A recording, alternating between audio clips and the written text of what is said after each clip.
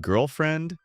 Nah, here's what you actually need. If you spend enough time on the internet, you'll start to notice a pattern. People act as if getting a girlfriend will solve everything. You're lonely? Get a girlfriend. You're sad? Get a girlfriend. You're bored?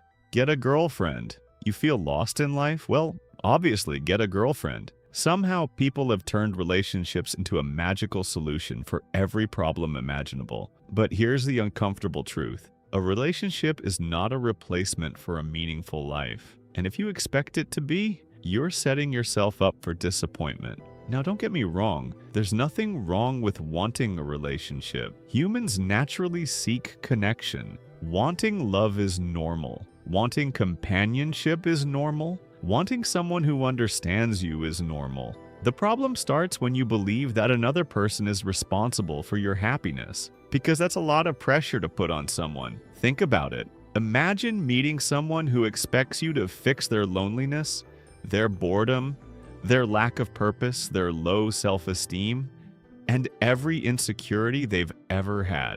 That's not a relationship. That's a rescue mission. And nobody wants to be responsible for carrying another person's entire emotional world. The reality is that many people don't actually need a girlfriend. What they need is purpose. They need goals, they need friendships, they need hobbies, they need experiences. They need a reason to wake up excited about the day ahead. Because if your life feels empty before a relationship, there's a good chance it will still feel empty inside one. The difference is that you'll have someone standing next to you while you feel it. A lot of people imagine relationships as the finish line, as if life finally begins once they find the right person. But healthy relationships aren't the finish line. They're something that happens while you're already building a life. Think of it this way. If your entire identity depends on one person, what happens when they leave? What happens when the relationship ends? What happens if things don't work out? Suddenly everything falls apart, not because the relationship was your whole life, but because it was the only thing in your life. That's why it's important to build yourself first. Not because relationships are bad, but because relationships work better when two complete people come together, not when two people are desperately trying to complete each other. Another thing people rarely talk about is loneliness. Many people think they want a girlfriend when what they really want is connection. And those aren't always the same thing. You can have a girlfriend and still feel lonely. You can be single and feel deeply connected to the people around you. Connection comes from meaningful relationships, not just romantic ones.